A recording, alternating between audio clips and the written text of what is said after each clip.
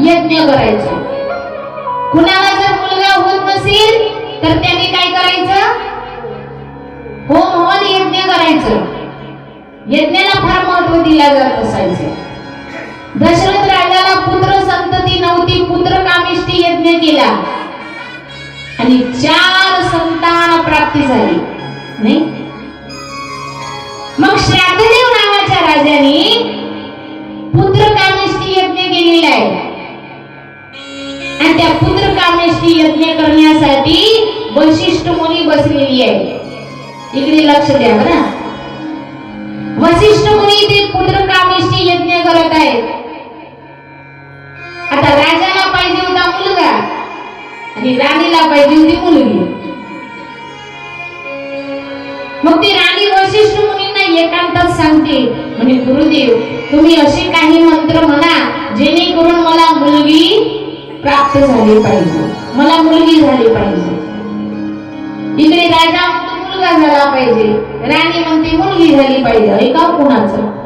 वशिष्ठ मुनीला वाटलं की आपण कुणाचं ऐकलं पाहिजे? राणीचंच ऐकलं पाहिजे. मंत्राचं उच्चारण करत आहे. आता पूर्वीचे साधू संत महाराज तपस्वी महामुनी त्यांच्या शब्दामध्ये पावर होती महाराज, त्यांच्या बोलण्यात पावर होती. सहज बोलणे हित उपदेश करुणी सायास सुखविती. पूर्वीच्या साधू संतांनी एखादा जरी शब्द म्हटला तरी त्या शब्दाचा फायदा होत होता, कारण त्यांच्या वाणीमध्ये तेवढी पावर होती. आणि म्हणून म्हणतात साधू शब्द समुद्र हे जामे रतन समाय मंद भाग मुठी भरे कंकण हात लगाय. साधू म्हणजे साधू नव्हती तर त्यांचा फार मोठा त्याग होता महाराज. साधू शब्द समुद्र हे जामे रतन समाय मंद भाग मुठी भरे कंकण हात लगाय. असे होते ते पूर्वीचे साधू. ज्या आपका कल्याण हो जाएगा तो कल्याणच होईल, वाईट काही होत नव्हतं. त्यांच्या शब्दामध्ये ताकद होती, पावर होती, कारण तेवढा त्यांचा त्याग होता महाराज. आणि म्हणून पुत्र कामेष्ठी यज्ञ चालू आहे, मंत्राचं उच्चारण चालू आहे आणि त्या राणीला गर्भधारणा झाली. गर्भधारणा झाली महाराज आणि त्या राणीच्या इच्छेनुसार ती काय झाली? मुलगी झाली. आता मुलगी झाली पण राजा मात्र नाराज झाला, कारण वंशाला दिवा नाही, वंशाला दिवा नाही. आता ही म्हणजे बऱ्याच लोकांची अशी इच्छा असते की आपल्याला मुलगा झाला पाहिजे. मुलगी झाली तर, मुलगा झाला तर पेढे वाटतात आणि मुलगी झाली तर, मुलगी झाली तर काय वाटतात? जिलेबी. नाही, मुलगा झाल्यानंतर पेढे वाटायचे, मुलगी झाल्यानंतर जिलेबी वाटायची. काऊन बरं असा भेदभाव का? मुलगा झाल्यावर पेढे वाटायचे, मुलगी झाल्यावर जिलेबी वाटायची. मग मुलगी झाल्यावरही पेढेच वाटायला, कशाला जिलेबी वाटावी लागते? आहे की नाही? बरेच असे लोक आहेत की मुलगा झाला, मुलगा झाला, मुलगा झाला, 2 किलो पेढे वाटा, 3 किलो पेढे वाटा. पेढे आताच वाटू नका. पेढे कधी वाटायचे? माझं स्वयं मत आहे, मुलगा झाल्यानंतर पेढे वाटू नका. पेढे जर वाटायचे असतील ना तुम्ही 10 किलो पेढे वाटा. किंवा म्हातारपणा, जेव्हा तुमचा मुलगा तुमचा सांभाळ करत असेल, तुमची सेवा करत असेल, तेव्हा तुम्ही अख्ख्या गावामध्ये पेढे वाटा की अरे माझा मुलगा मला सांभाळतो, माझा मुलगा माझी सेवा करतो. या आनंदामध्ये तुम्ही पेढे वाटा. नाही, पहिल्यांदा पेढे वाटून काही उपयोग नाही महाराज, कारण मुलाची पारख म्हातारपणात. मुलाची पारख कधी असते? म्हातारपणात असते. आणि म्हणून या श्राद्धदेव नावाच्या राजाला मुलाची अपेक्षा होती. मुलगी झाली आणि आणि मुलगी झाल्यानंतर तिचं नाव ठेवलं इला. तिचं नाव काय ठेवलं? इला ठेवलं. आता इला ठेवलं. राजा नाव खुश झाला. राजा वशिष्ठ मुनीकडे जातोय, म्हणे गुरुदेव तुम्ही मंत्र कोणते म्हटले? म्हणे मला मुलगी झाली.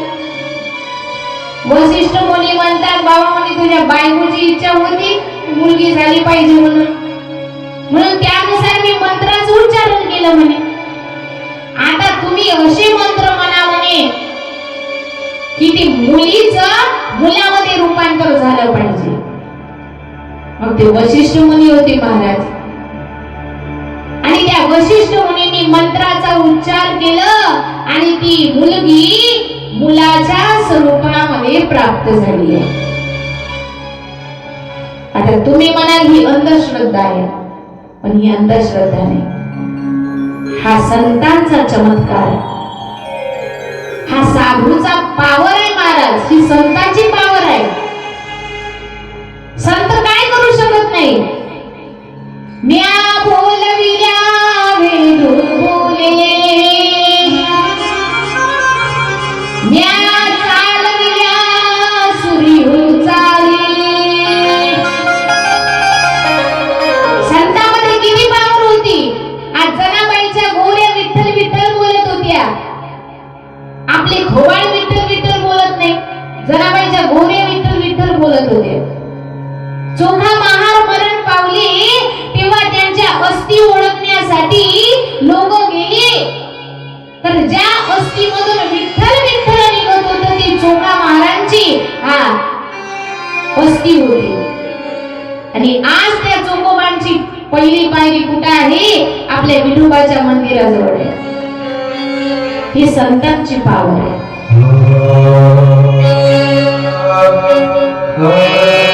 तुझी आसते तेरा आसरे,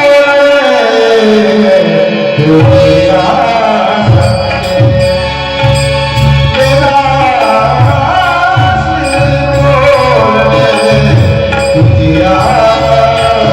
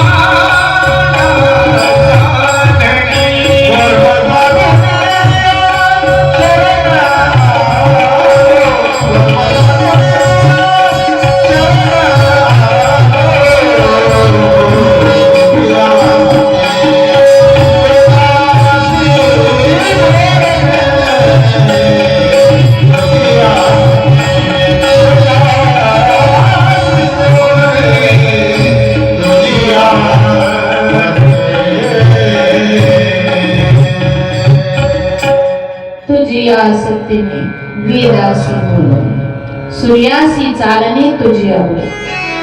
नवे नवे तर साधू संतांमध्ये किती ताकद आहे. तर आमचे नामदेव महाराज वर्णन करतात नवी महाराज परी पाही बीज शुद्ध अंगी. संत काय करू शकत नाही. आमच्या ज्ञानेश्वर माऊलींनी वेड्याच्या मुखातून वेद बोलवला. वेड्याच्या मुखातून वेद बोलवला, ज्याला निर्बुद्ध प्राणी म्हटलेला आहे.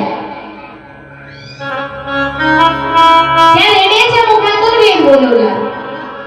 जड भिंती चालवली नाही, काय करू शकत नाही संत. नवे नवे तर स्त्रीचा तो केला पुरुष उभा.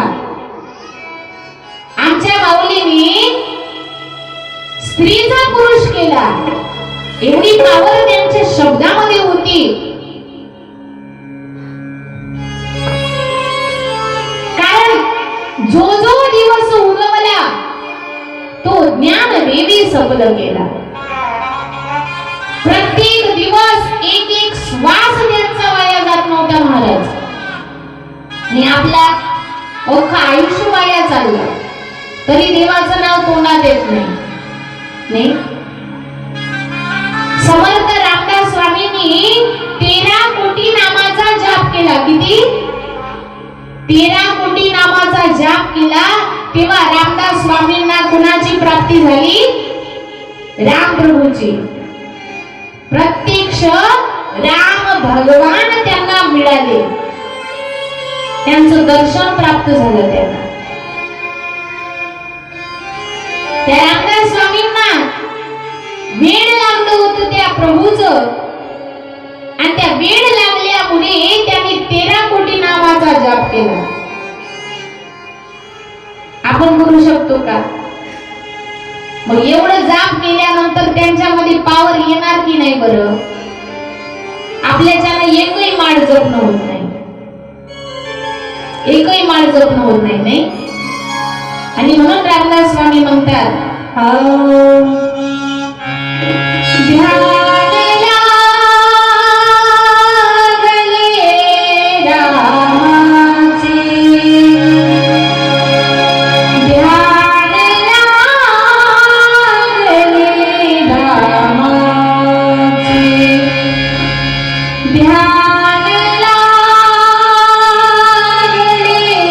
रामाचे, ध्यान लागले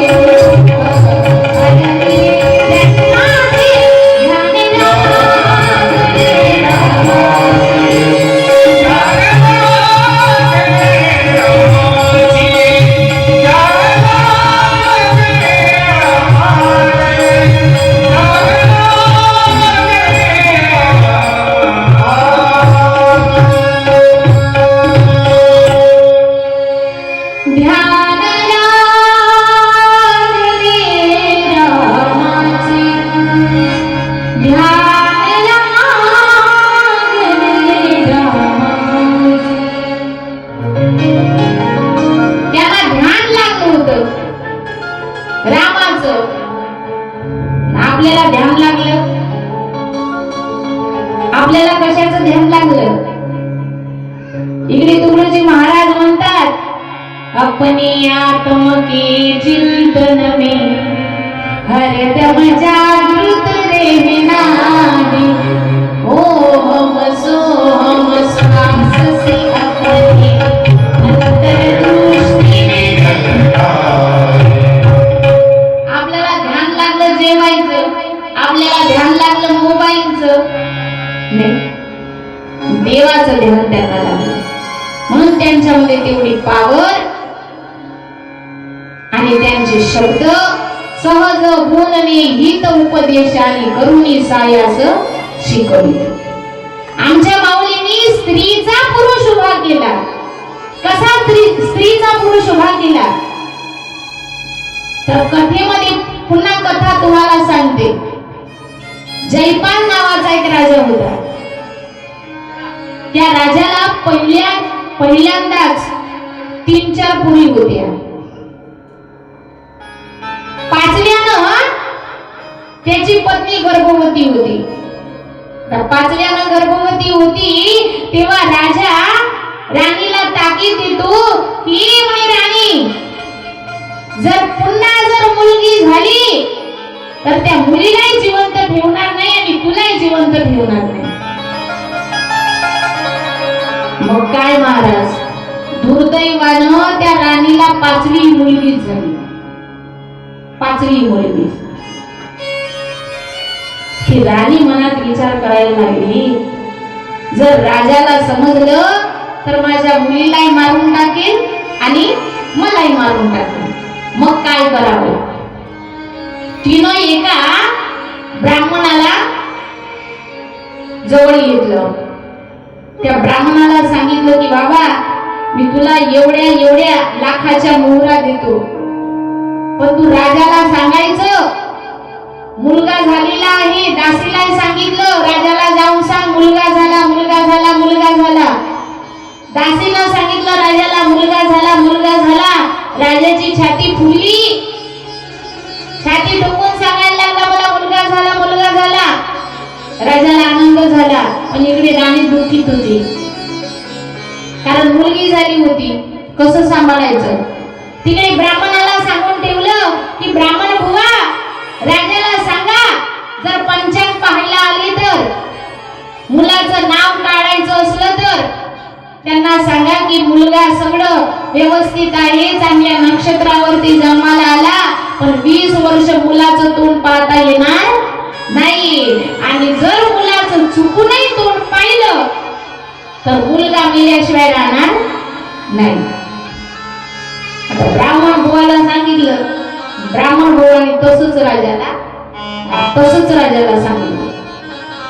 20 वर्षामध्ये या राणी साहेबांनी महाराज मुलासारखं तडफदार बनवलेलं आहे.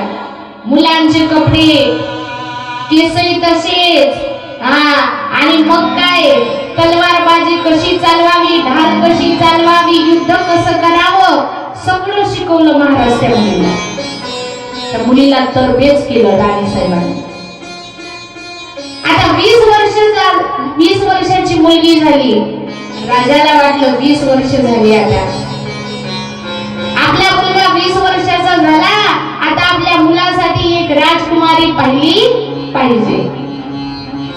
राजाने एका मुलीला पसंतही केलं होतं की आपल्या मुलाचं लग्न करून देण्यासाठी. पण जी मुलगी होती ती मुलगी मनात विचार करायला लागली, मी जर लग्न केलं तर दुसऱ्या मुलीचा संसार उद्ध्वस्त होऊन जाईल. माझ्यामुळे एखाद्या दुसऱ्या मुलीचा संसार उद्ध्वस्त करणे बरोबर नाही. आणि ती मुलगी रात्रीच घरातून पडाली. रात्रीच घरातून पडाली, जंगलाच्या दिशेनं जायला लागली. तेव्हा आमचे संत नामदेव महाराज, ज्ञानेश्वर महाराज, निवृत्तीनाथ, सोपान काका आणि मुक्ताबाई हे पायी तीर्थयात्रा करत होते. पायी तीर्थयात्रा. आणि रस्त्याने जात होती, मुखामध्ये रामकृष्ण हरी होतं आणि रस्त्याने पायपीटी प्रवास करत आहे. एकदा आपण सर्वांनी त्यांच्या नामाचा देवाचा जयघोष करूया. दोन्ही हाताने टाळी आणि मुखाने नामघोष.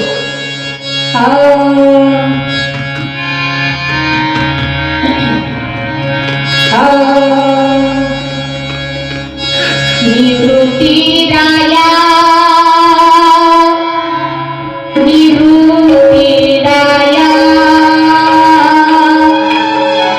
सोपान मुक्ताबाई ज्ञान सगळ्या. निवृत्ती राया निवृत्ती राया सोपान मुक्ताबाई ज्ञान सगळ्या.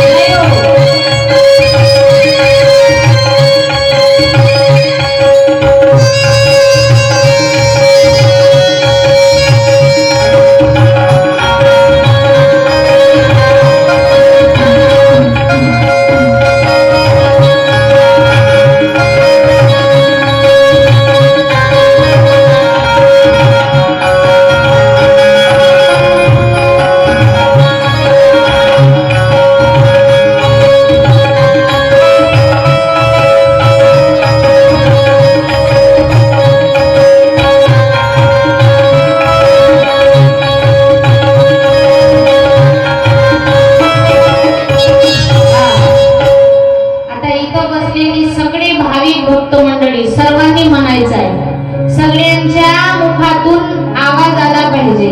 आम्ही तर म्हणतोच, पण तुमची एनर्जी काहीतरी बॅटरी चार्जिंग करावं लागलं ना, आहे की नाही? म्हणून सगळ्यांनी म्हणायचं आहे, हा निवृत्ती राया निवृत्ती राया सोपान मुक्ताबाई ज्ञान सगळ्या.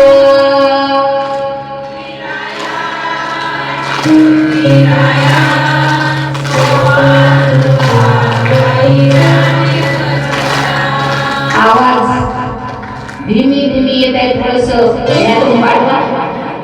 सर्वांनी बोलायचं आहे. मागे बसलेली पुरुष मंडळी, महिला मंडळी सगळ्यांनी म्हणायचं आहे, निवृत्ती राया निवृत्ती राया सोपान मुक्ताबाई ज्ञान सगळ्या.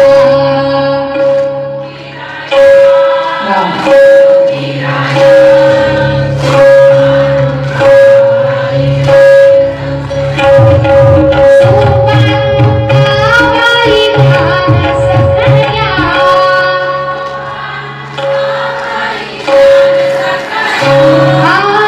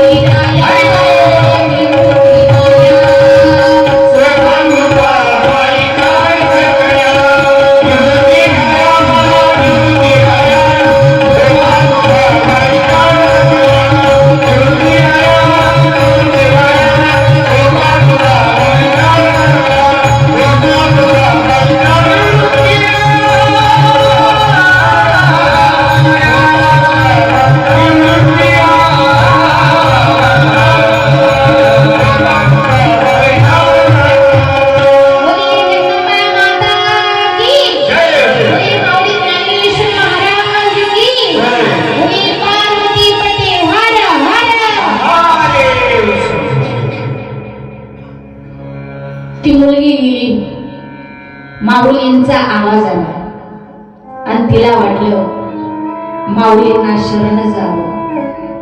आत्महत्या करण्या अगोदर, मरायच्या अगोदर, आपलं जीवन उद्ध्वस्त करण्याच्या अगोदर संतांना पाया पडावं, संतांना नमस्कार करावं. आणि म्हणून ती मुलगी पडत पडत गेली, माऊलींच्या चरणावरती लोळण घालत आहे आणि ढसा ढसा रडत आहे. रडत असताना माऊलींच्या मुखातून शब्द निघाले, अरे मुला, कशासाठी रडतो एवढा? अरे उठ. ती मुलगी म्हणायला लागली, माऊली, मी मुलगा नाही, मी मुलगी आहे. मी झाली म्हणून माझे वडील माझ्या आईला मारणार, मला मारणार. आज नाही कळालं पण उद्या कळेल. त्या मुलीनं सगळा वृत्तांत माऊलींना सांगितला. आता माऊली, मा म्हणजे काय? मा म्हणजे महानता, उ म्हणजे उदारता, वी म्हणजे लीनता. या तीन गोष्टी जिच्यामध्ये आहे ती माऊली. ज्ञानेश्वर महाराज म्हणतात, अरे मुला उठ, तू मुलगाच आहेस, मुलगी नाहीच, मुलगा आहेस. काय शब्दामध्ये पावर महाराज.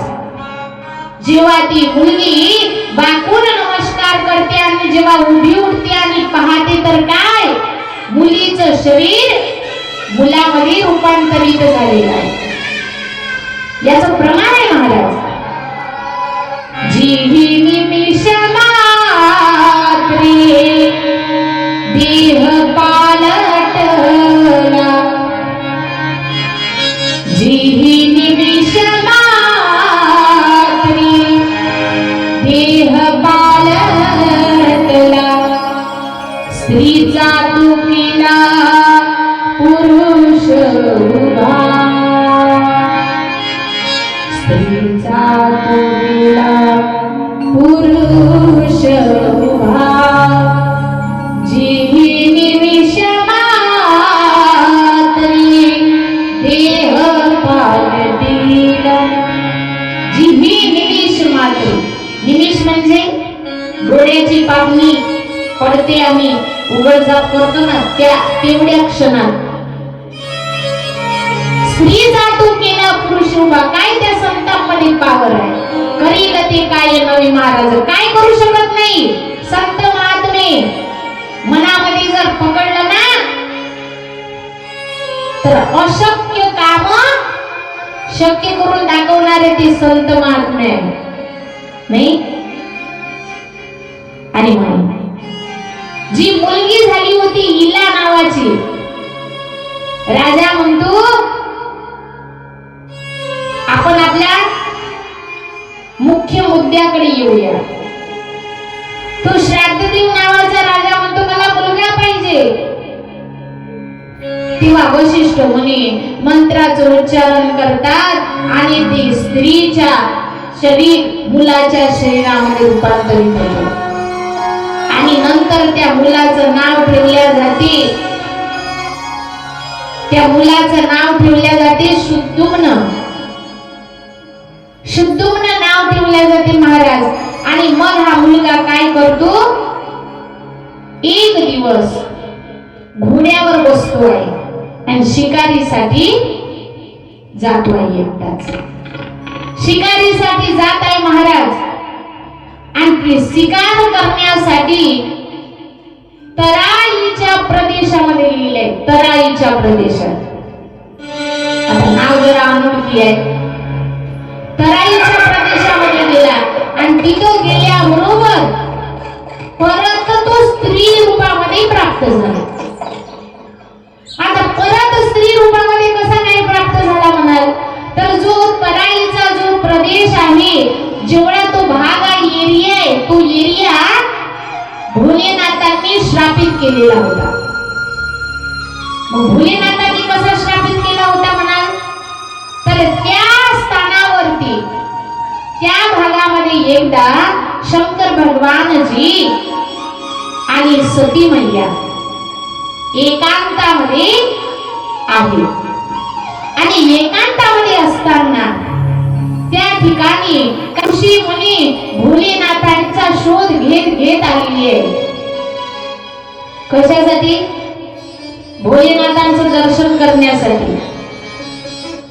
आता प्रत्येक भक्ताला आपापल्या देवाची भूक असते. आमच्या वारकऱ्याला वाटते की आमचा विठ्ठल कधी भेटेल, नाही? आणि भोले बाबाचे जे भक्त आहेत त्यांना वाटते की आमचा भोले बाबा कधी आम्हाला भेटतो, म्हणून महादेवाला जातात ना. महादेवाला जातात आणि किती मोठं डोंगर चढतात, नाही? सुन महादेवा हो मेरे भोले बाबा, सुन महादेवा. हर बोला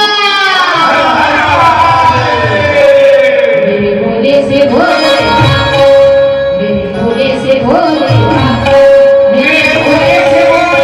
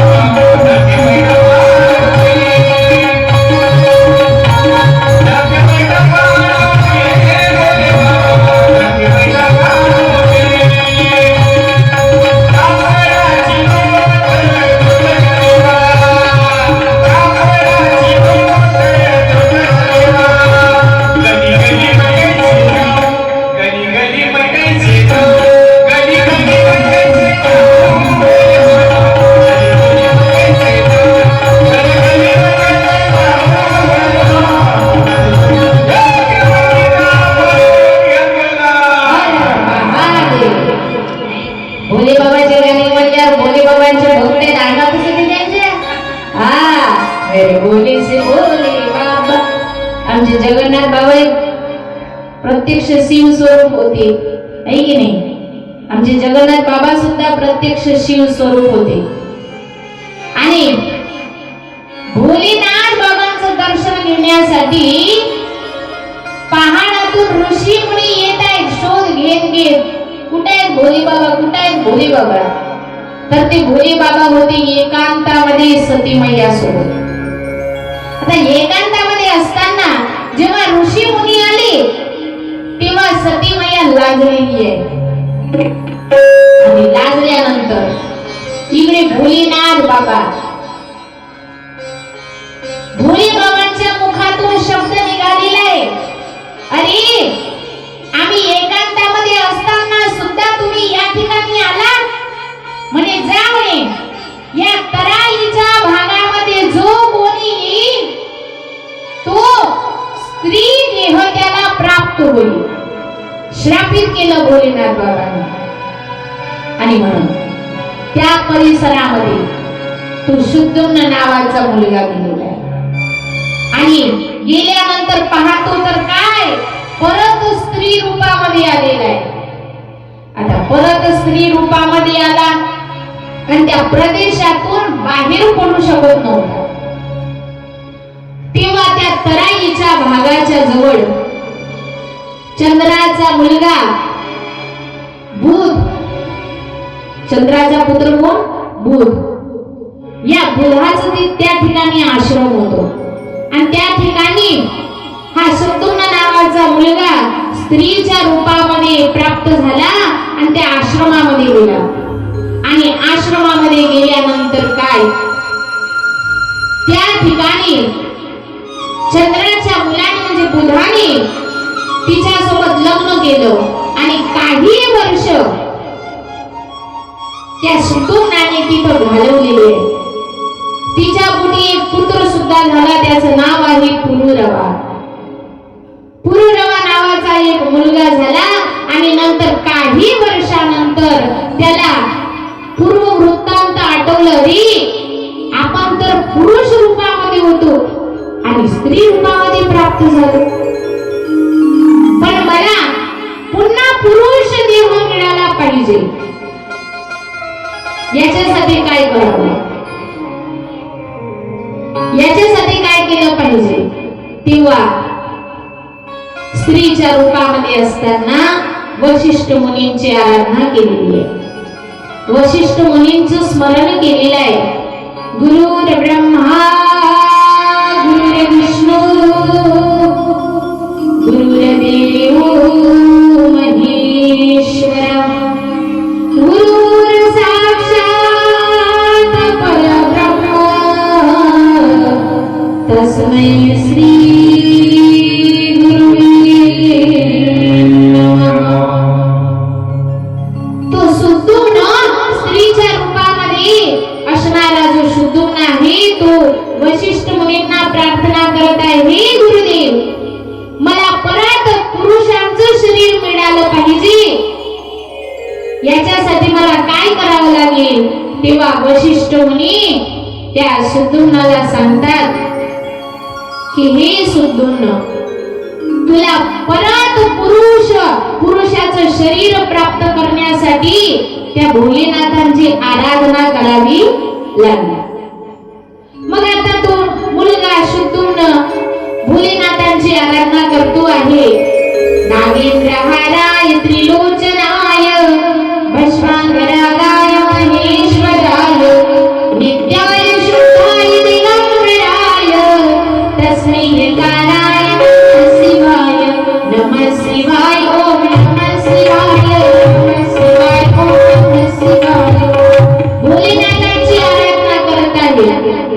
शिव कैलासो निवासी भोली धारो विराजा संकट संहार हरता ओ भोले धारो संकट हरता. शिव कैलासो निवासी भोली धारो विराजा संकट हरता भोले बाबा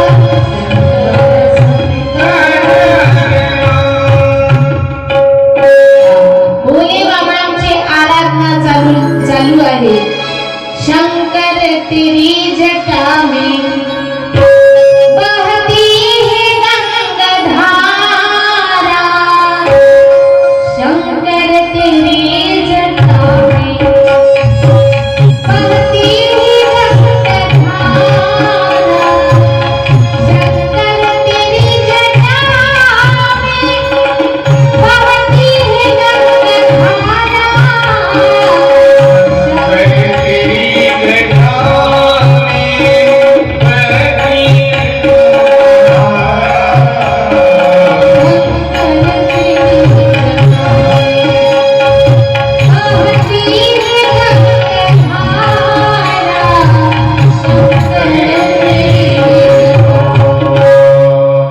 भोलेनाथांची आराधना करत आहे.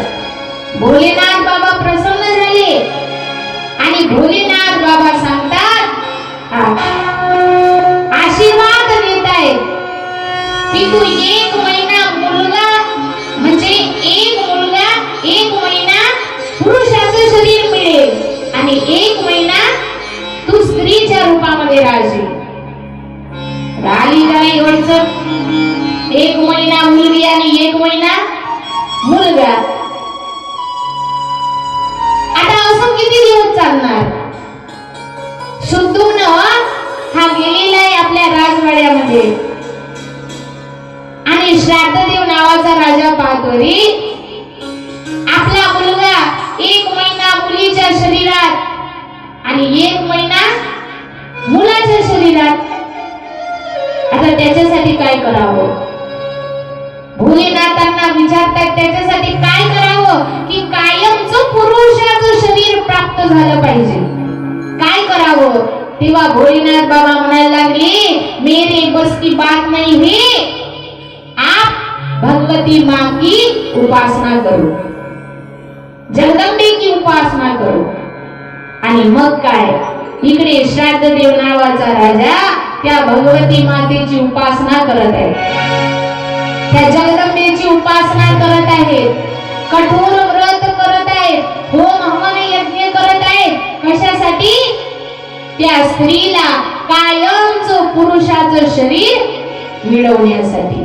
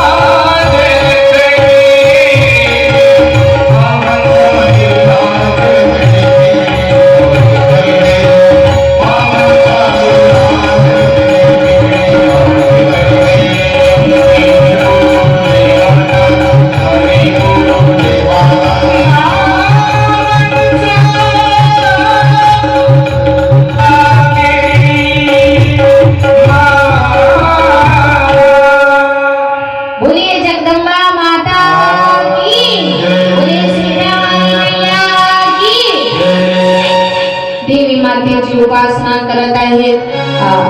आणि उपासना केल्यानंतर, व्रत वैकल्य केल्यानंतर त्या व्रत वैकल्याचं फळ प्राप्त झालं आणि कायमचं जी स्त्रीच्या रूपामध्ये झाली होती तिला कायमचं पुरुष शरीर मिळालेलं आहे आणि राजा खुश झालेला आहे, आनंदित झालेला आहे. बोले गोपाल कृष्ण भगवान ही कथा कार्तिकेय भगवान अगस्त्य ऋषींना सांगत आहे. हे अगस्त्य महाराज, ये देवी भागवत कथेचं महात्म्य जो कोणी ऐकेल, जो कोणी त्या व्रताचं पालन करेल, त्या व्यक्तीच्या प्रत्येक इच्छेनुसार त्याची इच्छा परिपूर्ण होईल, त्याला फळ प्राप्ती होईल. पण तशी श्रद्धेनं त्या देवीची उपासना करेल तर. कारण शेवटी श्रद्धा महत्वाची आहे. श्रद्धा नसेल तर काहीच करू शकत नाही. आणि म्हणून देव तुमचा देवळात नाही, तर देव तुमचा श्रद्धेमध्ये पाहिजे. नाही नाहीतर तुकडोजी महाराज म्हणतात, मनी नाही भाव मने देवा मला पाव, देव अशाना भेटायचा नाही हो, देव बाजारचा भाजी, देव बाजारचा भाजी नाही हो, देव बाजारचा भाजी नाही हो, देव बाजारचा भाजी नाही हो, देव बाजारचा भाजी नाही हो. मनामध्ये भाव नाही ना, देवा पाव पाव, देवा पाव पाव. 2 दिवस देव पूजा करायची, 2 दिवस देवाचं नाव घ्यायचं, तिसऱ्या दिवशी म्हणायचं नाही देवा माझं एक काम झालंच पाहिजे. होईल का? तसं नाही होणार ना महाराज. आपला भाव, आपली श्रद्धा ही अतूट पाहिजे भगवंताविषयी. नाहीतर ताप आला तर देव माझा बाप, ताप निघून गेला तर मी देवाचा बाप. मी काय कमी आहे का? एखाद्या व्यक्तीला जर शेतीमध्ये पिकलं नाही, शेतीमध्ये पीक पाणी झाले नाही, तर तो व्यक्ती लगेच देवाला शिव्या देतो. देवाला काय समजत नाही, आमचं नुकसान होतो, अवकाळी पाऊस येतो, असं होतो तसं होतो. आणि मग आमच्या सारख्याने एखाद्या वेळेस एखाद्या व्यक्तीला म्हणावं, काय हो तुमच्या वावरामध्ये खूप पीक पाणी झालं बरं, तेव्हा तो व्यक्ती काय म्हणतो, फुकट होते का, घाम गाळावं लागते. काय म्हणतो तो, फुकट होते का, घाम गाळावं लागते. म्हणजे नुकसान झालं तर देवानं नुकसान केलं, आणि पीक पाणी झालं तर याची मेहनत नाही. म्हणजे नुकसान झालं तर देवावर लगेच नाव घालतो आपण, लगेच देवाला शिव्या देतो महाराज. आणि चांगलं केलं, चांगलं झालं तर आपलं कर्तव्य आपण समजतो. आणि म्हणून देवीची उपासना असो, भगवंताची उपासना असो, शेवटी भाव महत्वाचा आहे, शेवटी श्रद्धा महत्वाची आहे. आणि विशेष म्हणजे त्या भगवंताविषयी असणार तुमच्या हृदयामध्ये प्रेम महत्वाचं आहे. आपण देवाची पूजा पाठ करतो, मग तो करते म्हणून मी करतो, पण अंतःकरणामध्ये भाव नाही, अंतःकरणामध्ये प्रेम नाही. मग अशी जी भक्ती आहे ना महाराज, अशी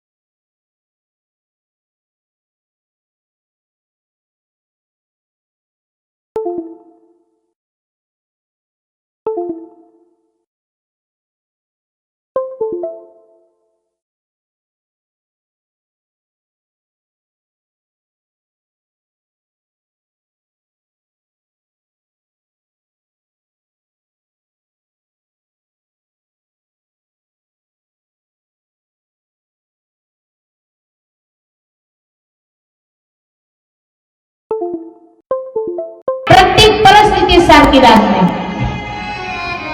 सांगण्याचं तात्पर्य, इकडे मुलगी रडते, इकडे सूनही रडते, पण दोघींच्या रडण्यामध्ये मात्र फरक असतो.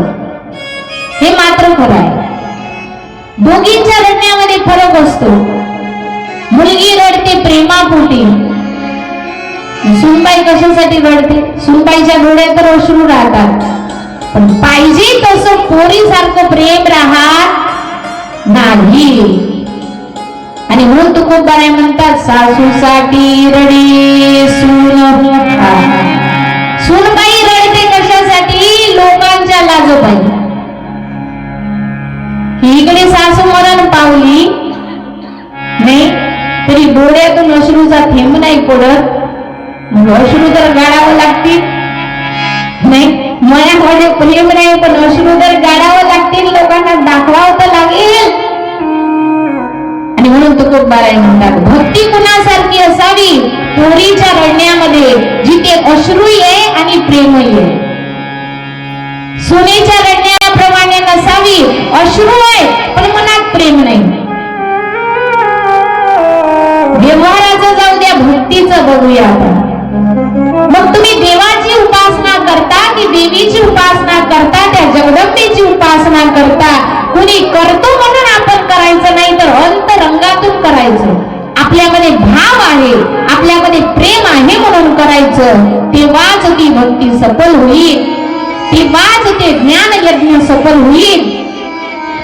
कथेमध्ये गेलो असताना नुसतं जायचं म्हणून जायचं नाही, ऐकायचं म्हणून ऐकायचं नाही. जर जो सर्वांगाचे कान धरून ऐकत असेल, त्याच्याच डोक्यात खरी भागवत कथा किंवा देवी भागवत कथा लक्षात येईल. सर्वांगाचे कान, सर्वांगाचे कान. नुसतं कानानं नाही, मनाचे कान करावं लागेल, हाताचे कान करावं लागेल, पायाचे कान करावं लागेल, सर्वांगाचे कान करावं लागेल. तेव्हा कुठे ही कथा लक्षात येईल. आणि म्हणून या कथेमध्ये सर्वात महत्वाचं आहे प्रेम. भक्ती जेवढी महत्वाची आहे तेवढाच सर्वात महत्वाचं प्रेम आहे. म्हणून प्रेम सुख दे, प्रेम सुख दे, प्रेमाविन नाही समाधान. एकनाथ महाराज देवाला मागतात, देवा मला भक्ती दे, मला ज्ञान दे, मला वैराग्य दे, पण या सगळ्यांमध्ये असणार तुझ्याविषयी प्रेम दे.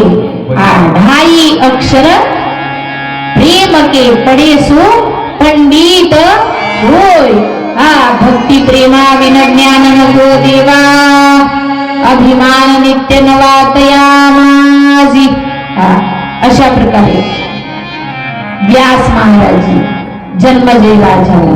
देवी भागवत महापुराण सांगत आहेत. आज आपला कथेचा पहिला दिवस म्हणून आपली कथा 7 वाजता चालू झाली, तरी आमचे कलाकार मंडळी 6:30 वाजता म्हणजे 6 वाजताच आले स्टेजवर. आपल्या कथेचा टायमिंग आहे, सर्वांनी लक्षात घ्या.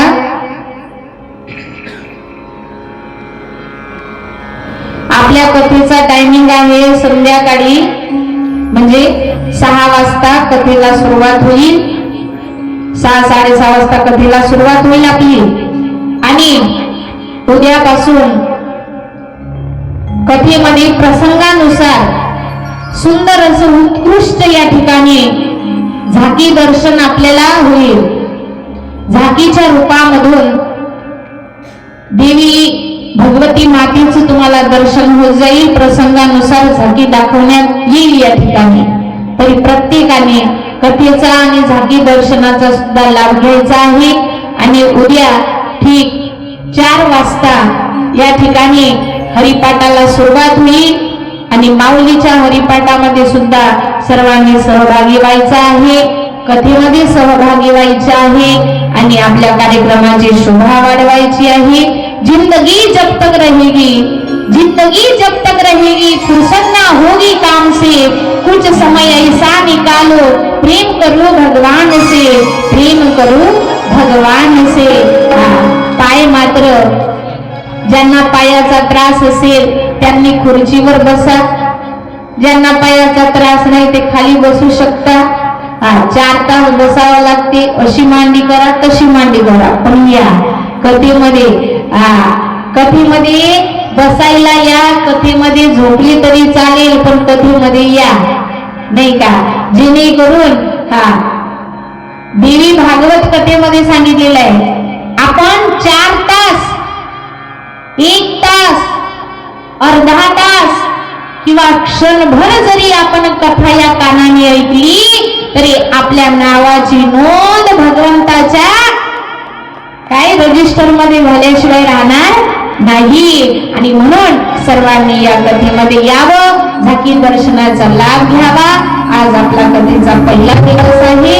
असो आपली ही कथा तुमच्या लक्षात आली असेल असं मी अपेक्षित धरते आणि आपली ही पुष्प भगवती मातेच्या चरणी, महाकाली मातेच्या चरणी समर्पित करते आणि कथेला विराम देते. प्रेम से बोलो जय माता